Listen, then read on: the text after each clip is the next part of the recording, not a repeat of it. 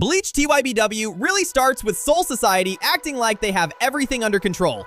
And then the Quincy pull up. Not one villain, not two villains, a full government department of villains. They came with uniforms, ranks, special powers, German names, and enough confidence to invade a place that literally has dead people working security. And Soul Society's response was basically, wait, who are these guys? Bro, you had 1,000 years. 1,000 years to prepare. Yamamoto had beef older than most countries, and somehow the entire emergency plan was, don't worry, the captains are strong.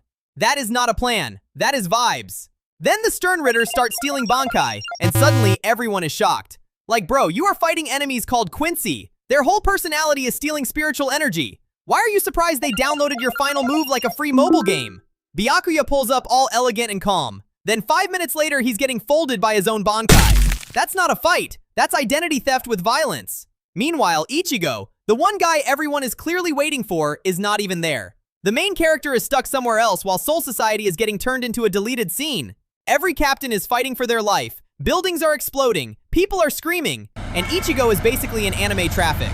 Then Yamamoto finally steps in. And for a second, it looks like the old man is about to fix everything. Because when Yamamoto gets serious, the entire area starts looking like a weather warning.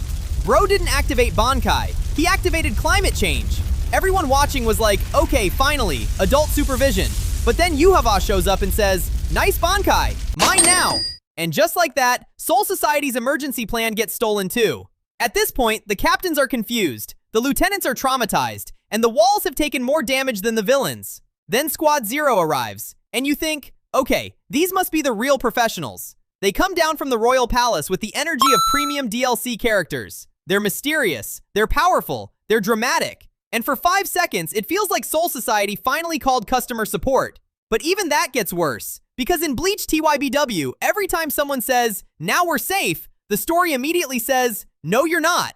The Quincy don't just fight, they cheat professionally. One guy has a letter power. Another guy has an even worse letter power. Another guy looks like he was built in a nightmare factory. And Yuhava is just standing there like a final boss who already read the script. Soul Society spent hundreds of years training sword techniques. The Quincy spent hundreds of years developing hacks, admin access, and emotional damage. And that is the real problem. Soul Society had captains. The Quincy had a business plan. So by the end, the whole war feels less like a battle between gods and more like a workplace meeting where one side came prepared and the other side brought swords and confidence. Bleach TYBW is not just Soul Society getting invaded. It is Soul Society realizing way too late that we'll figure it out when it happens is not a military strategy.